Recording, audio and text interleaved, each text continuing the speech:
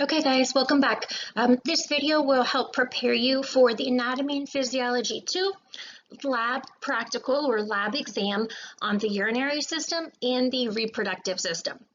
As always, this isn't guaranteed to have every single question that you'll have on the practical, but it's a pretty darn good review. If you're comfortable with everything that you see in here, then you should be set for the lab practical. Okay, identify the structure. This is 3 different questions, right? The 3 different arrows. Each one would be a different question. This is the female reproductive system. I know that because there's not a penis. There's a uterus, right? Right here. This is the uterus. Also down here where these arrows are pointing, that's the female external genitalia. The first arrow is, or the top arrow right here is pointing to the clitoris or clitoris. The clitoris or clitoris is the erectile structure of the female. So like the tissue that would turn into the embryonic tissue that would turn into the penis turns into the clitoris instead.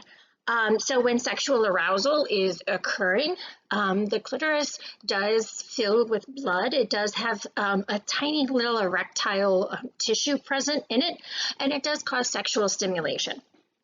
The other 2 areas are pointing to parts of the vulva.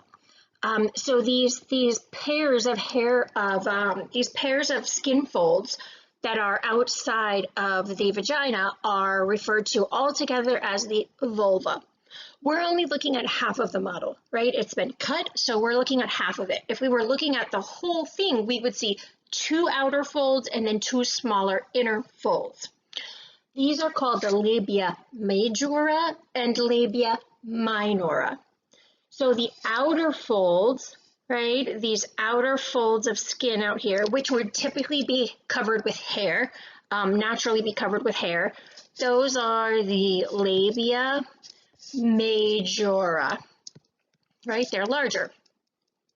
These inner folds of skin right here are the labia minora, right? Think major is larger, minora smaller. The labia minora are typically hairless. And you can see that the vulva, right, the labia majora and labia minora kind of surround both the entrance to the vagina and the area where the urethra exits or where urine exits. So like if you were kind of going back from the front, or over here is the anterior side of the body to the posterior side back here, you would see the clitoris first, and then if you move back from that, you'll see the external urethral orifice. That's where the urethra carries blood. The urethra carries urine from the bladder, and it exits right there via the external urethral orifice. So clitoris, external urethral orifice, and then right behind that, you see the entrance into the vagina. Okay, so then this passageway right here is the vagina. Identify the structure. Again, there are multiple possible questions on this one. The circle right here, this is circling this tube. You see that we have one on each side. These are the long tubes that carry urine from the kidneys down into the bladder. Okay, so from each kidney, there's a tube that carries urine down, and then it empties into the back of the bladder, like right in those 2 areas. These 2 tubes are the ureters. So you have the right ureter and the left ureter. I don't care if you give me right or left, you can just say ureter, and that's okay. So there are 2 ureters that carry urine from the kidney down to the bladder, and then the urine is stored in the bladder. And then when the urine exits the body, it exits through one tube, which is the urethra. So right down there, that tube in the middle, that's the urethra. The other 2 questions here, this arrow right here is pointing to the wall of the bladder. The wall of the bladder is made by a muscle called the detrusor muscle. And the whole structure is the bladder. This bottom arrow is pointing to the structure that surrounds the urethra. I know this is a male because the structure is here. This little gland that surrounds the urethra right underneath the bladder is not present in a female. This is the prostate gland. And we'll see these structures on multiple different models so that you can kind of get a good feel for them. But that's the prostate gland. Notice how the prostate gland circles around the urethra. This is why when the prostate gland, if it grows too much, or if there's prostate cancer, that can interfere with men being able to release urine. Because the prostate gland, again, it's circling the urethra. So if it's growing too much, like in BPH, benign prostatic hypertrophy or hyperplasia, then it can actually squeeze the urethra. Then the tube exiting the bladder is squeezed and it's really hard to release urine. And men can have like a weak stream or hesitancy in urinating when that occurs. Identify this region of the kidney. The kidney can be broken up into a couple like major regions or areas. This region right here that's highlighted is the renal cortex. Okay, renal just means the kidney. So this is the renal cortex. Also, on the very outside of the renal cortex, you see the renal capsule, or you could call it the fibrous capsule. The fibrous capsule is this strong capsule, this dark brown part that goes around the very outside of the kidney, right? So the fibrous capsule is the most superficial part, but it's just the outer casing. Once you go inside the fibrous capsule, then this superficial part of the kidney out here is the renal cortex. That's where most of the nephrons are located, right? Nephrons are the little microscopic filters that filter the blood and make urine. Most of those nephrons are located out here in the renal cortex. So most of the filtering of blood and production of urine happens out in the renal cortex. Identify this region of the kidney. So this is the next region in, right? We have the fibrous capsule, then we have the renal cortex, then this area right here that's circled and kind of shaded is the renal medulla. Okay, so fibrous capsule, renal cortex, renal medulla. Also notice that there's this like slit-like opening right here that's going into the kidney, right? Everywhere else the capsule is like closed off, but there's this slit-like opening where everything enters and leaves the kidney, right? Like the ureter is going out of the kidney there, the renal artery is going in, the renal vein is going out. That slit-like opening into the kidney is called the hilum. Okay, the hilum. Identify the structure. Again, there are three possible questions here. We're pointing to three different structures. These structures are all located in the medulla, right? The medulla, we said, was this kind of intersection, this intersection of the kidney. So when we look at the medulla, we'll see that there are numerous of these dark, kind of conical or cone-shaped structures. Okay, and you see that this one right here is circling one of them. You'll see another one right here, right? All of these cone-shaped structures, or they look kind of like triangles because we're looking at them flat. Their base, or the wide part, is out here, going parallel to the cortex, and then their apex, or the tip, is pointed in towards the hilum, or in towards the center of the kidney. Each of these is a renal pyramid. They look like pyramids. The renal pyramids have a bunch of collecting tubes in them, and they collect urine from the nephrons, and they start to carry that urine down towards all of these little collecting structures down here where we funnel the urine out of the kidney. In between each of the renal pyramids, we have an area of tissue, like cortical tissue, or tissue that's like the cortex. So if you look out here, if you look at the cortex and you kind of notice the same type of tissue continues down in between each of the pyramids. So this area of tissue that extends down between each of the pyramids is a renal column. Yeah, the renal column.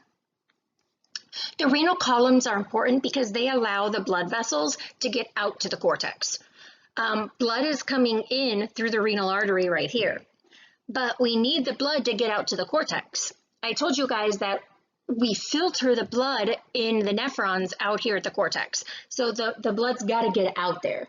And the blood vessels use the renal columns as a pathway to get out to the cortex. And you can see that when you look at them closely. Notice this blood vessel going through, right? There's a blood vessel going through each of those renal columns.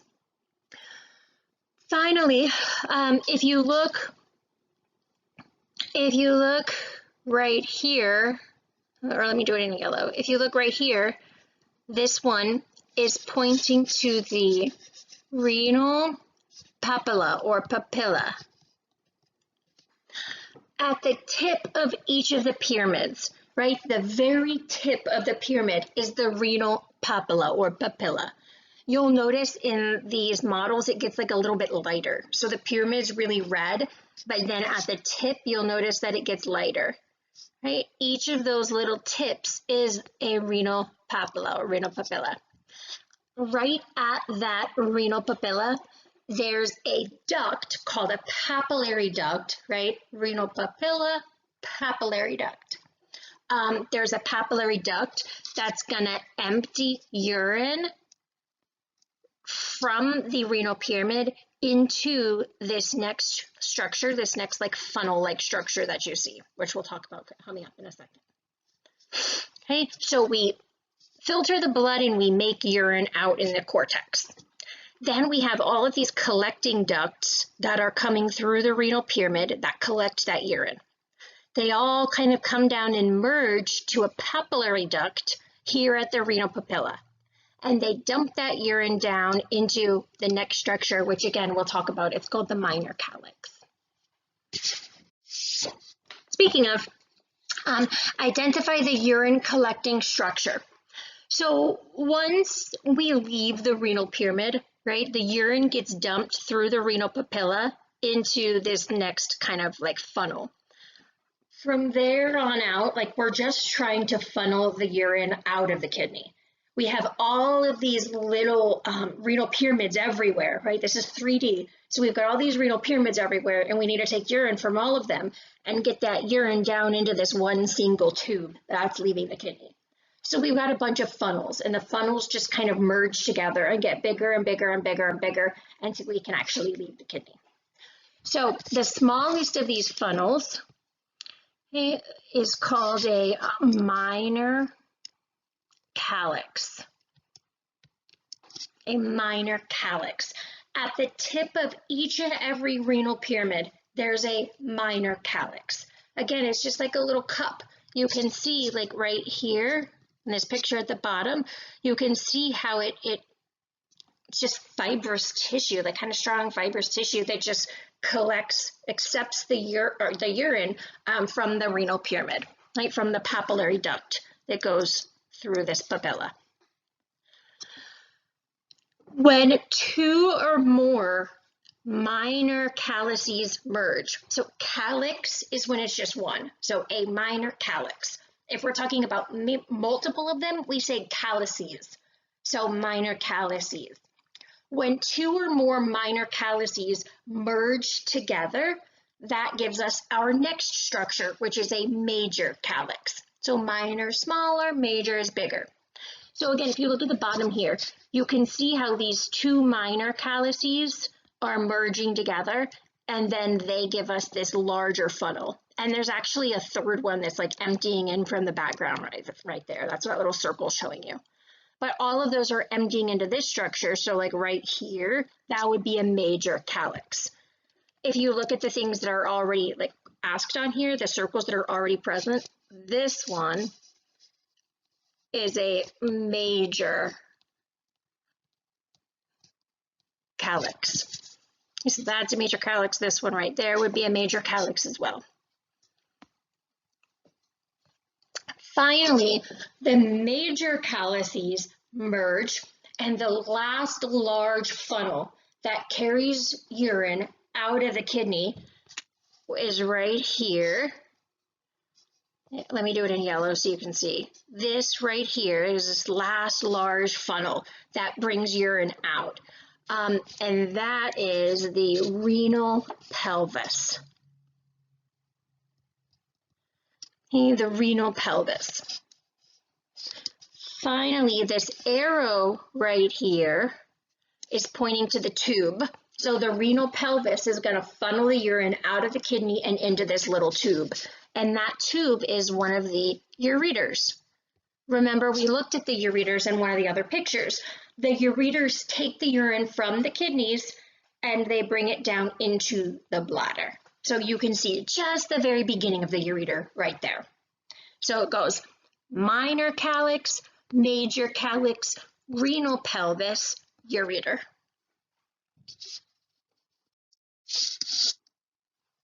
All right, so back to the reproductive system.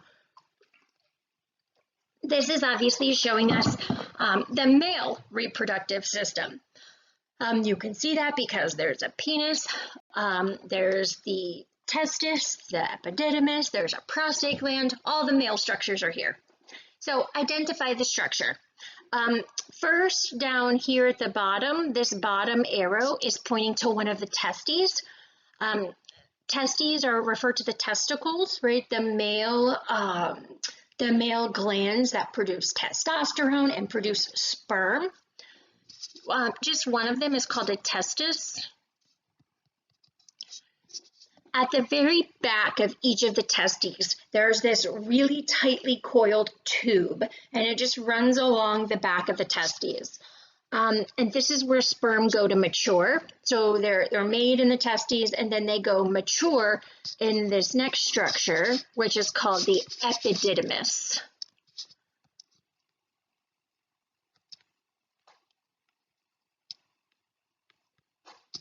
The epididymis. Then you see the structure that's circled right here. The structure that's circled is kind of referring to a bunch of structures together. Coming from the epididymis up, like this, and then curling back around here is a tube called the Ductus deferens. And I'll show you the Ductus deferens in a second. But this kind of area that's circled is not just the Ductus deferens. You can also see the vessels, right? You can see the arteries and veins bundled in there. The testicular artery, testicular veins.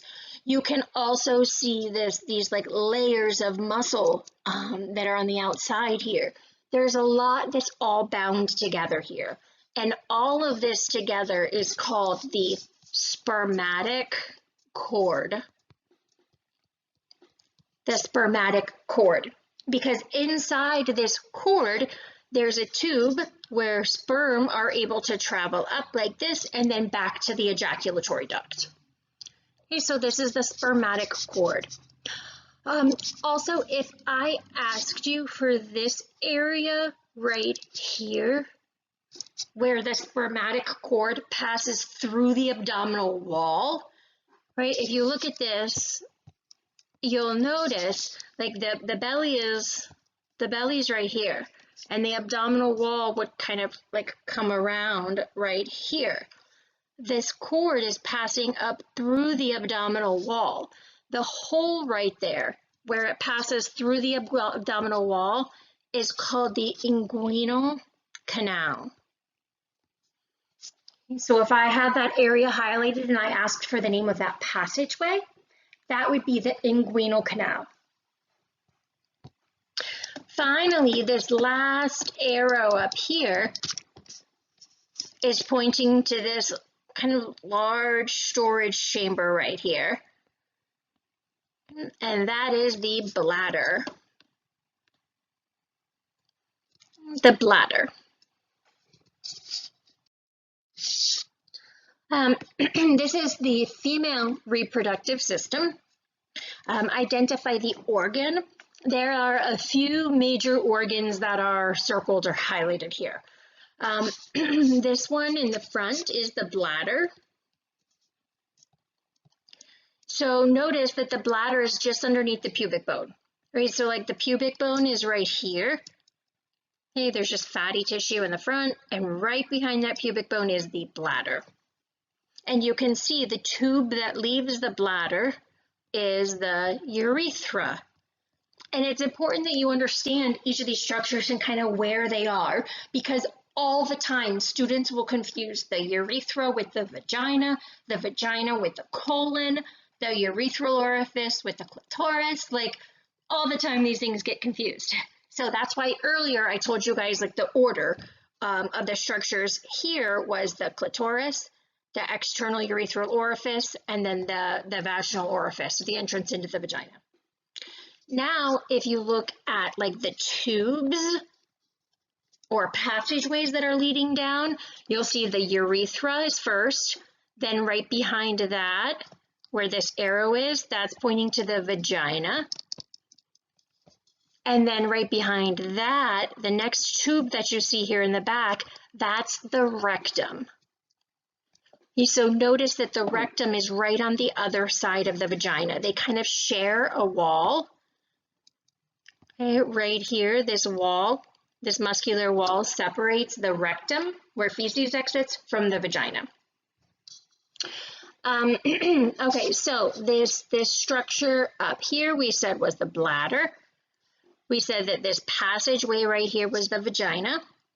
If you follow the vagina up, at the back of the vagina, we get to this next organ right here, which is the uterus. And you can kind of see, like, look at the way that the uterus is flexed forward. That's called antiflexed. But like if you go up from the vagina, the uterus doesn't go straight up from there. The uterus flexes forward, and it actually sits right on top of the bladder. That's why when you're pregnant, you have to pee all the time, because as the uterus grows, it pushes on the bladder. So you literally have like not a very large bladder capacity and really have to urinate a lot. This other structure right back here is showing us the ovary. Okay, remember that there's an ovary on either side of the uterus, and then there are these tubes called the uterine tubes that stretch out from the uterus to the ovary. They kind of curl around the ovary a little bit. So like the red area is the uterine tube, and then this kind of yellow area inside, which is inside this circle, sorry, the yellow which is inside the circle, that's the ovary.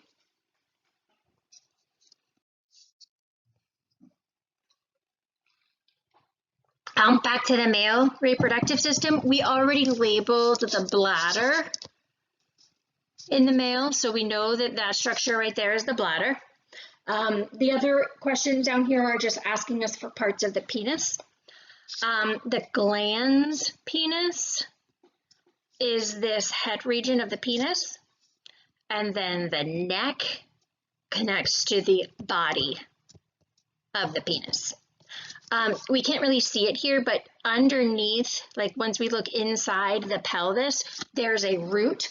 The penis does have a root that's anchored inside the body. We'll see it more on another picture.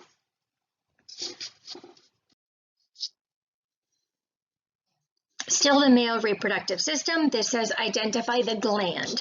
There are multiple glands that are present in the male reproductive system, and these produce components of ejaculate.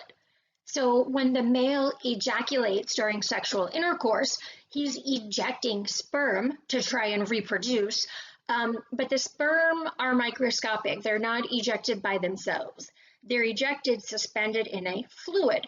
And all of those components of the ejaculate, all the other fluids, are produced by different glands in the male reproductive system. So first, down here at the bottom, we already mentioned that this round structure down here is a testis. That's where the sperm are produced.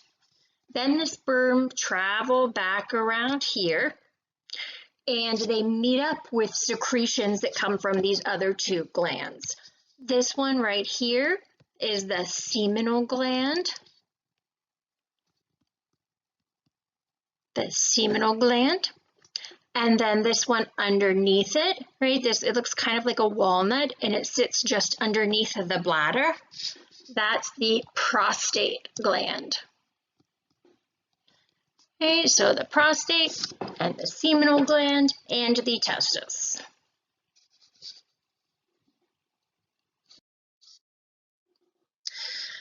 So this is showing us a kind of view of some of the microscopic components of the kidney. So back to the urinary system. What you guys are looking at here is these structures, like this structure and this structure with the purplish blue head and then the long green tail. Those are nephrons.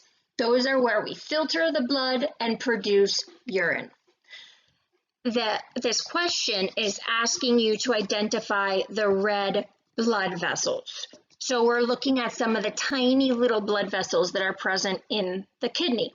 We'll look at the whole flow of blood from the renal artery all the way out to these tiny little arterioles and capillaries in a second.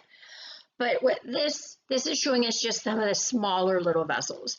Just so that you guys can get your bearings, like this line right here is like the line between the cortex and the medulla. So like this area out here would be the cortex of the kidney. You guys will see that there are little blood vessels that go parallel to the cortex, and then there are blood vessels that go perpendicular out into the cortex. These vessels that are going parallel to the cortex, so these arteries right here, those are called arcuate arteries. They arc around the cortex, arcuate arteries. These little vessels that radiate out into the cortex, they have two names. You can call them interlobular arteries, or you can call them cortical radiate arteries. They radiate through the cortex, okay? Cortical radiate arteries. It's from these interlobular arteries or cortical radiate arteries that the blood is going to pass over to go into the arterioles that bring blood into the nephron. You'll see here that there's a vessel leading into the nephron, and then there's a vessel leading out of the nephron. Okay, those are called glomerular arterioles. The one that leads into the nephron, so this right here, it comes off of the interlobular artery and then goes into the nephron. That is the afferent glomerular arteriole. Okay, I can't fit it all, but it's afferent glomerular arteriole. This other one that leaves the glomerulus is the efferent glomerular arteriole. Yeah, I remember that A before E, right? In the alphabet, A comes before E. Afferent goes in and then efferent comes out. Finally, the other blood vessels in this arrow here, this is pointing to all of these little tiny capillaries that are surrounding the tubule. And those are the peritubular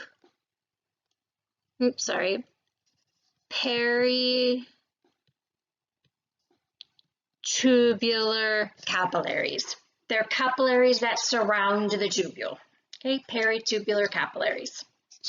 We'll look at all of these vessels like on multiple different models, so you'll kind of see the whole picture again.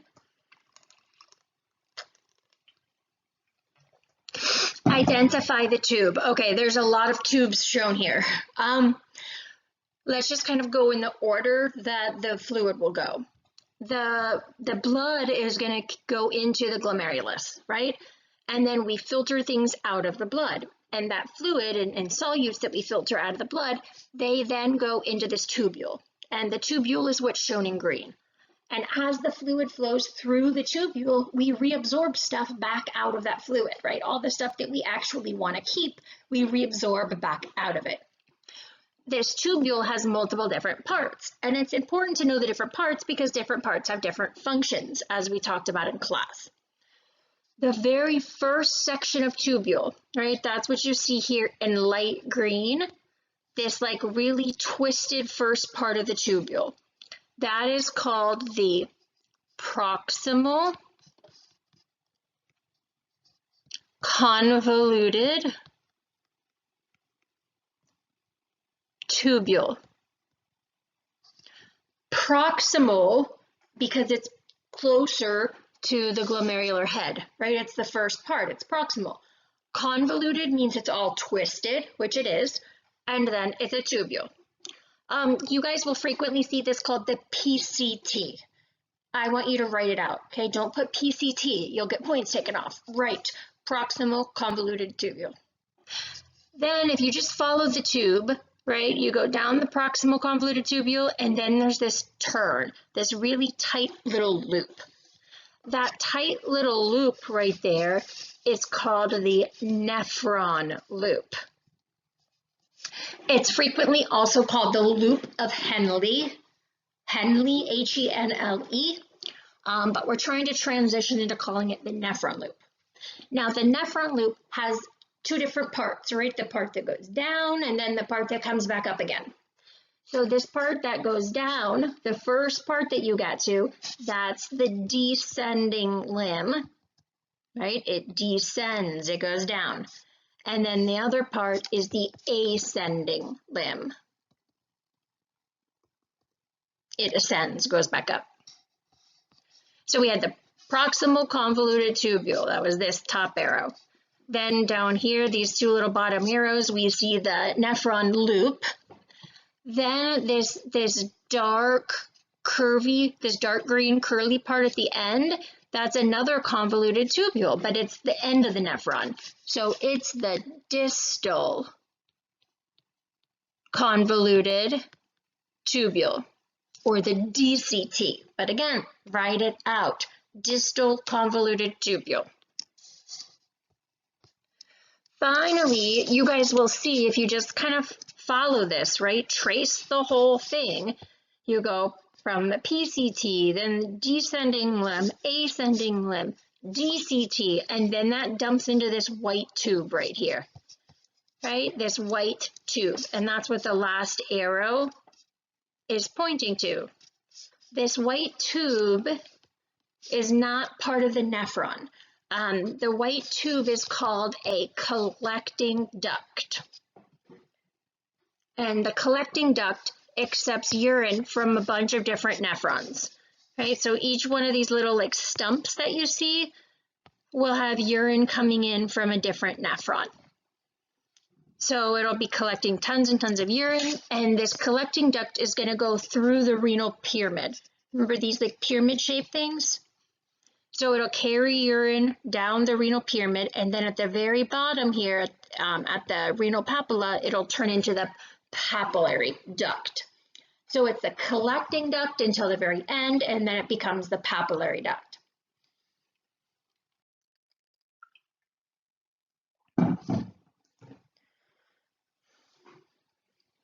Identify this structure. Okay, so this is part of the female reproductive tract. This tube right here is showing you the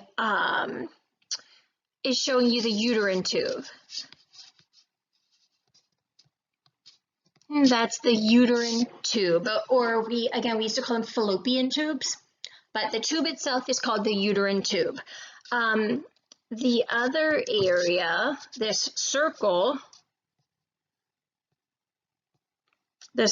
right here is circling the ovary. Okay, so that means that this, like right down here, this would be the uterus. Okay, that's the uterus. And the uterine tube extends out from each side of the uterus. So all the way up through the red is the uterine tube.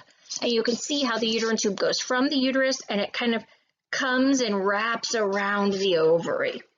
So the ovary is where the egg is produced, right? The female egg that's going to be fertilized and become an embryo. And then the egg travels through the uterine tube. It normally gets fertilized somewhere around here. And then that fertilized egg comes into the uterus and it implants in the inside wall of the uterus. Identify the vessel. So what this is showing us is called the renal corpuscle. So this whole thing is the renal corpuscle. That's the very beginning of the nephron.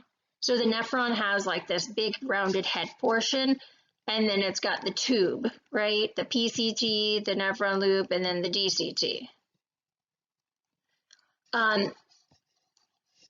This is showing us this right here, this big rounded part. And remember, it has a vessel going in, and then all these blood vessels inside, and then a vessel going out. These two arrows are pointing to the vessels that are leading in and out of the glomerulus. The glomerulus itself is this mess of capillaries here in the middle. Okay, so all these capillaries that would be in the middle, that's the glomerulus. This question is pointing to the vessels that go in and then the vessels that go out. We did mention those on the other slide. We said that they are the afferent, glomerular arterial, and the efferent, glomerular arterial. Now, how do I know which one is afferent and which one is efferent? I didn't guess. It's not either or. There is a very specific reason that I know which one is afferent and which one is efferent. The afferent vessel, this one right here that leads into the glomerulus, is bigger. The efferent vessel that leads out is smaller. And the reason for that is that it creates back pressure. So the big vessel brings a lot of blood in, and then all the blood's trying to leave through this really small vessel, and it's hard. There's more resistance when the blood tries to leave. So there's this back pressure. And the pressure here in these glomerular capillaries is higher than the pressure in normal systemic capillaries. That helps to drive glomerular filtration. That allows us to make sure we filter enough stuff out of the bloodstream. Identify the layer. Okay, so there's a couple of different things that we're looking at here. This top one is pointing to the structure is the bladder, right? I know that. Well, this is the male, and the male doesn't really have another big, large, hollow organ. The female is the uterus, but the male doesn't have anything else, so that must be the bladder. And then this red structure sitting underneath the bladder, that must be the prostate gland. So this top arrow is asking me to identify the layer of the bladder. Well, that layer, the bladder wall, is the detrusor muscle. So if it just asked for the organ, I would say the bladder. But since it's asking for the layer, I'm going to actually say, like, what is that layer of the bladder wall called? That's the detrusor muscle. Then down here, we see a couple layers in the scrotum, which surrounds the testes. So these are the testes. And then along the back, you can kind of see the tightly coiled tube, which is the epididymis. And then there are multiple layers that surround the testes and enclose them in what we call the scrotum. The scrotum is this whole skin-covered sac right here that surrounds the testes and suspends them from the body. There's skin, there's subcutaneous tissue, there's a muscle that's present there in the skin. There's muscle that suspends the testes, there's membranous layers, there's multiple different structures that are present there surrounding the testes.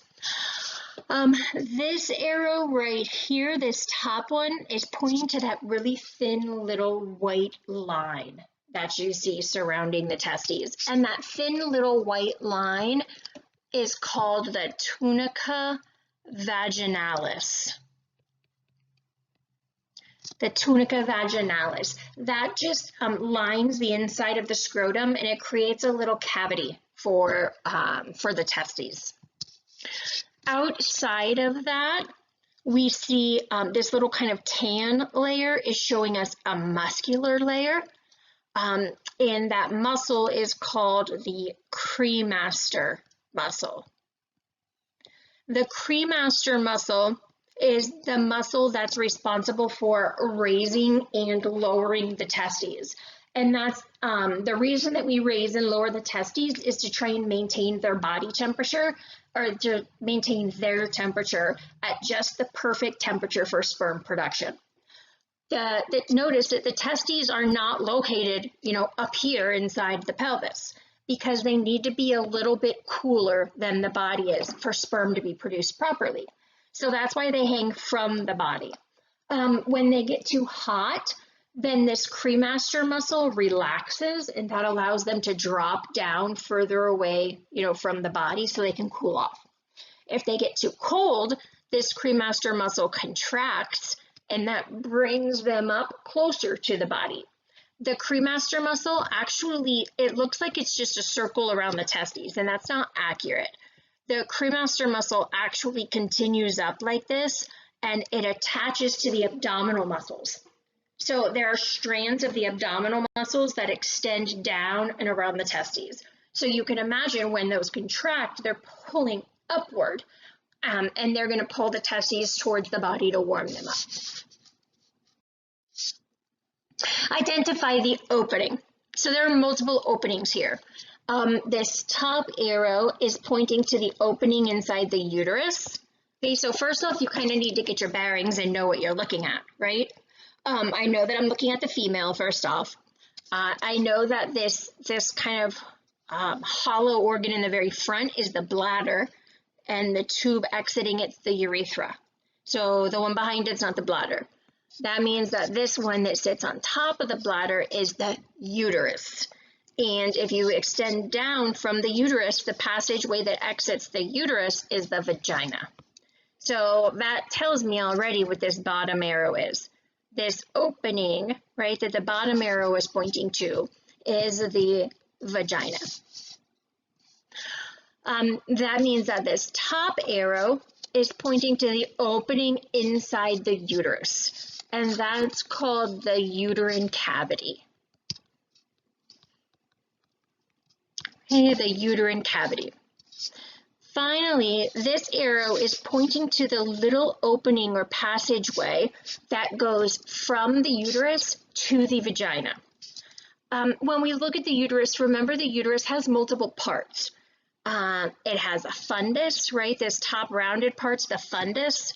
It has the body, and then this last little kind of C that goes down, you can see it's kind of like C-shaped like this, that goes down towards the vagina, is called the cervix. So the opening is this little passageway that's going through the cervix, and that is the cervical canal. The cervical canal. You could also say external os, the very opening at the end of the cervical canal. So like the cervical canal is like this whole section that goes through the cervix. The external os is the opening of the cervical canal that goes into the vagina. Identify the red blood vessel. So this is the image that shows all of the blood vessels going through the kidney. So we'll just follow the pathway, right, that the blood vessels take. And if you know the arteries that go into the kidney, then you know the veins that leave, because the veins have the same name. It's just going backwards, and they're blue. So the renal artery is this artery that leads into the kidney, okay, which means the renal vein is the blue one that leaves. Then the renal artery splits, and there's multiple branches that go to the different segments of the kidney, and those are called segmental arteries. So the second arrow right here is pointing to a segmental artery. Then the segmental arteries split, and we have arteries that go through each of the renal columns. So they go up in between the renal pyramids to go get out to the cortex. So for example, this vessel right here is a interlobar artery. Before we mentioned interlobular. Okay, so the interlobar arteries are bigger than the interlobular arteries. So these are the interlobar arteries. Okay, they go in between the pyramids. Then those branch, and we have these vessels that curve or arc around the outside or the base of the pyramids. These vessels that are kind of arcing along the cortex. So right there, this is the arcuate artery. We saw that on one of the other models.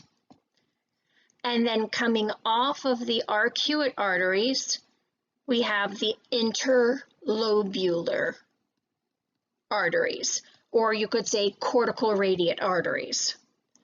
All of these little ones that are out here in the cortex, those are all those cortical radiate arteries, or interlobular arteries.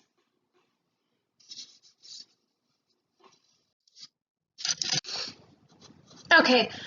So identify the tube. Here we're looking at the male reproductive system. You guys know that this big structure is the bladder, and hopefully by now you know that the tube leading out of the bladder is the urethra. So the answer to this bottom arrow would be urethra. Notice that the urethra is really long in males. Right? The urethra goes from the bladder, it goes through the prostate. So this little red structure is the prostate gland. It goes through the external urethral sphincter, and then it goes through the entire length of the penis. So that's all urethra.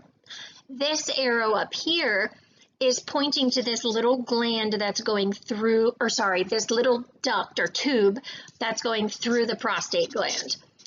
It's going through the prostate gland and merging with the urethra. That is the ejaculatory duct. The ejaculatory duct. So sperm and ejaculatory fluids are going to go through this ejaculatory duct in order to get into the urethra, and then they exit through the urethra.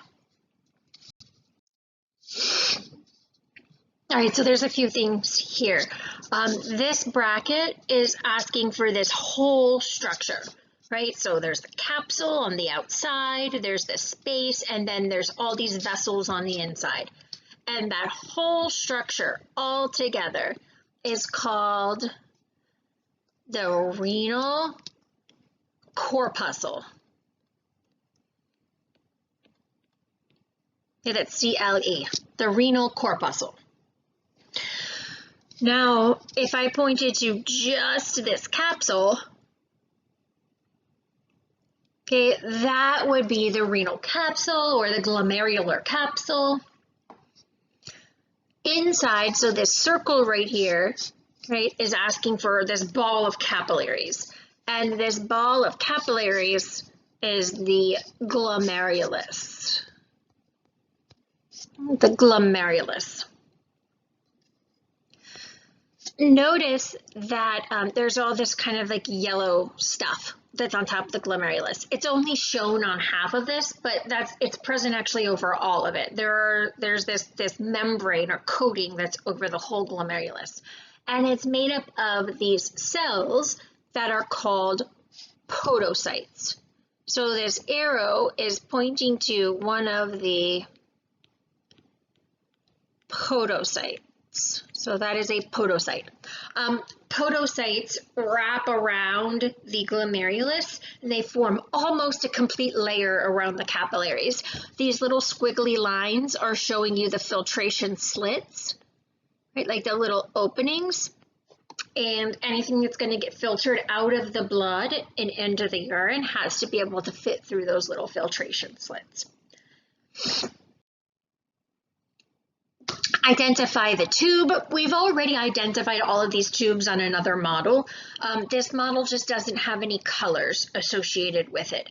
But as long as you know the order of the tubes, right? PCT, nephron loop, DCT, collecting duct, papillary duct, then no matter what model someone throws at you, you can figure out what is what. So these are showing us nephrons, right? You can see like the glomerulus right up here. So if you go from the glomerulus, the very first tube you're going to get to is the proximal convoluted tubule. So this first arrow is pointing to the proximal convoluted tubule. Again, you write it out. Don't write PCT. Write out the words. Then this next arrow is pointing to the nephron loop. Nephron loop. Specifically, it could be the descending limb, and then the next part's the ascending limb. And then this next arrow is pointing to the DCT, right? If you follow the tube, that's the distal convoluted tubule. Then finally, that goes into the collecting duct. And if I had an arrow down here at the very bottom, that would be the papillary duct.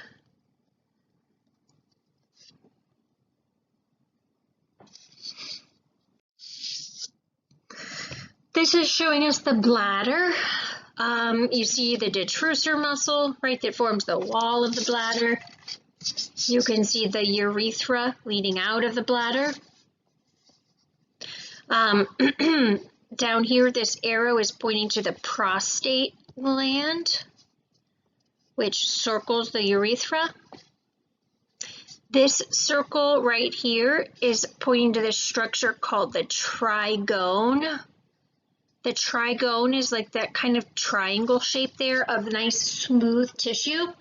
It forms a funnel that funnels the urine down towards the urethra. You'll notice the rest of the bladder is folded, right? If you look at the walls here of the bladder, it's not smooth. Those folds are called rugae. Just like in the stomach, right? The folds of the mucosa were rugae, and that allows for stretching. Same thing, the stomach and the bladder, they both stretch as they fill up. So the mucosa that lines the inside needs to be folded. The trigone is an area that's non-folded. It's really smooth. The bottom, the apex of the triangle, is the entrance into the urethra.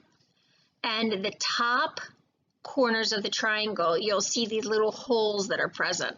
And that's what this arrow, this top arrow, is pointing to. That's called the urethral orifice. An orifice is like an opening. So urethral because it's coming from the ureters. Remember, like you'll have the kidneys up here, and then the ureters are the tubes that come from them. They come down and they go behind the bladder and they enter into the bladder right there. So the urethral orifice is where the ureters dump urine into the bladder, and then the trigone funnels it down into the urethra where the urine can exit. Again, this arrow right here, I already mentioned it, but that's pointing to the wall of the bladder, which is the detrusor muscle.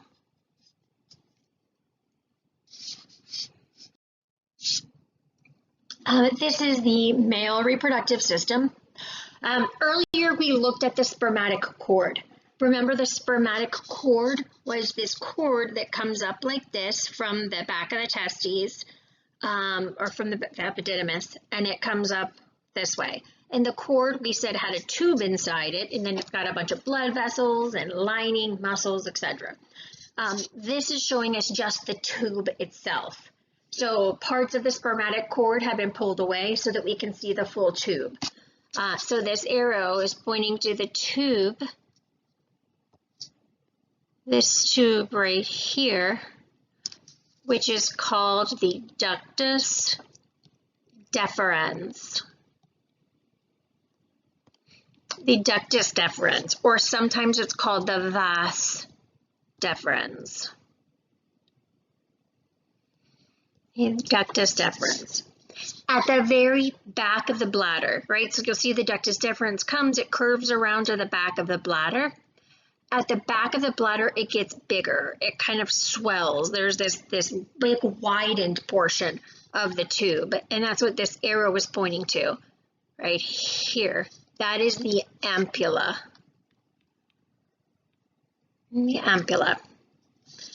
Just below that, you guys can see right here, right below the ampulla, that is the spermatic gland. And then right underneath this brown thing under the bladder is the prostate gland. So this is showing us the bladder again. It says identify the muscle. We've identified the detrusor muscle a million times, right? So this muscle that lines the bladder wall is the detrusor muscle. These arrows at the bottom are pointing to a very specific part here, a very specific area. This area of muscle right here that surrounds the neck of the bladder forms a sphincter. Okay, so it forms a sphincter around the neck of the bladder that as it enters into the urethra. This is the internal urethral sphincter. Now, there are two urethral sphincters.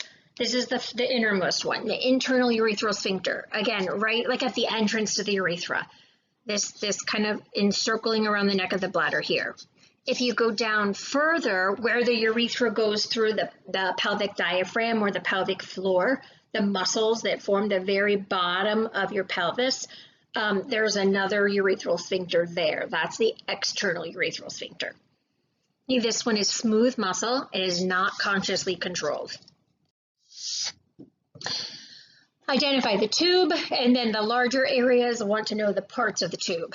So just kind of to get your bearings, you have the vagina, that leads up into the uterus, and then on either side of the uterus you have the uterine tubes, and then these kind of whitish yellow structures are the ovaries.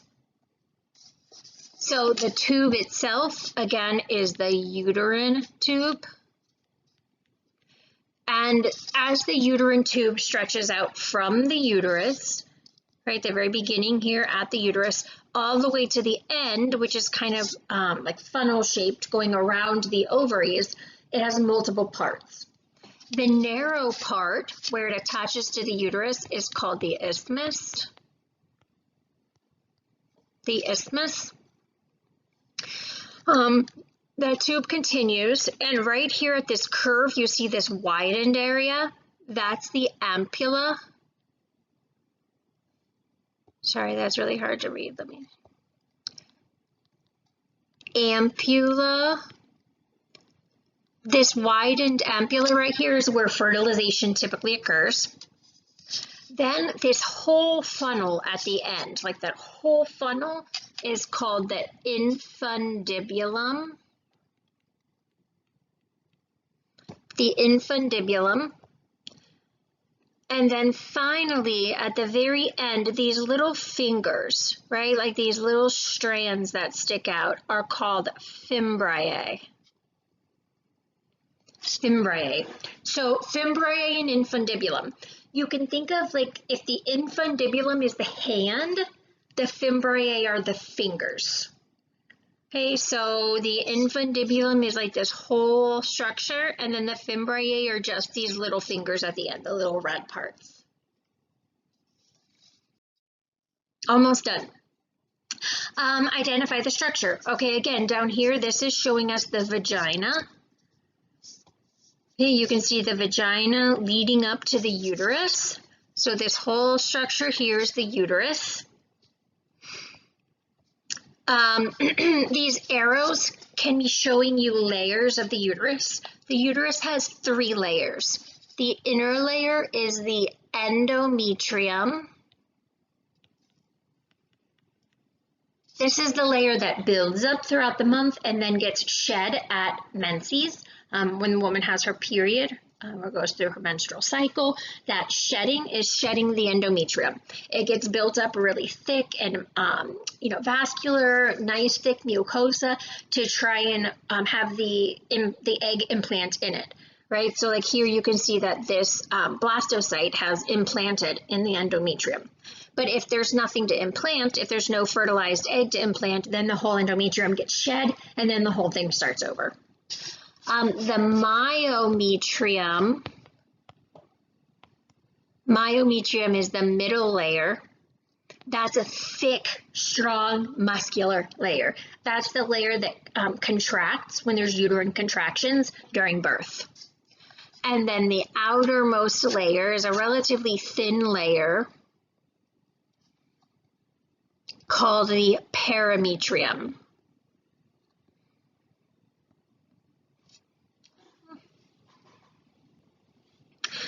Finally, this is pointing to the ovary.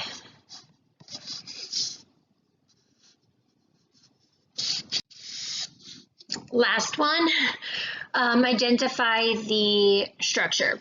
So this top arrow right here is pointing to this red. You can see like this red area that's surrounding the urethra.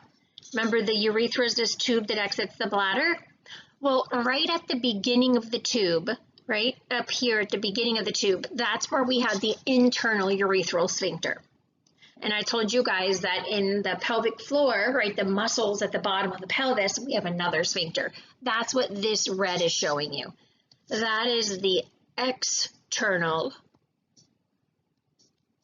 urethral sphincter.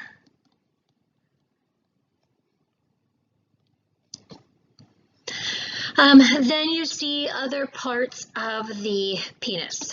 I told you guys that inside the body cavity was the root of the penis. So this area in here is the root of the penis. At the very back, you'll see this area right here, right, where it's kind of bulbous. That is the bulb. Then finally, you can see these areas that are colored a little bit differently in the shaft of the penis. The shaft of the penis, the actual meat of the penis, is made up of 3 cavernous areas, or 3 tubes, 3 structures. There are 2 on the top and then 1 on the bottom. The one on the bottom is the one where the urethra goes through. So this red area, this red structure where the urethra is passing through it, is called the corpus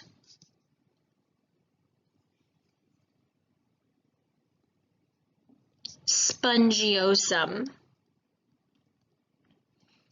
Corpus spongiosum. Okay, again, that's the red part that has the urethra going through it. The two bodies or areas that are on the top of the penis, the area that's shown in kind of grayish blue here, right, that is the corpus cavernosum. Okay, the corpus cavernosum. That's the area that fills with blood when the penis becomes erect.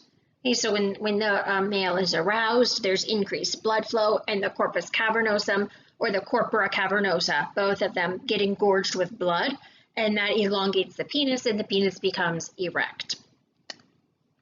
That's it. We went through all of it. If you guys are super comfortable with all that information, then I think you will do pretty darn well on the practical. Okay, thanks for watching.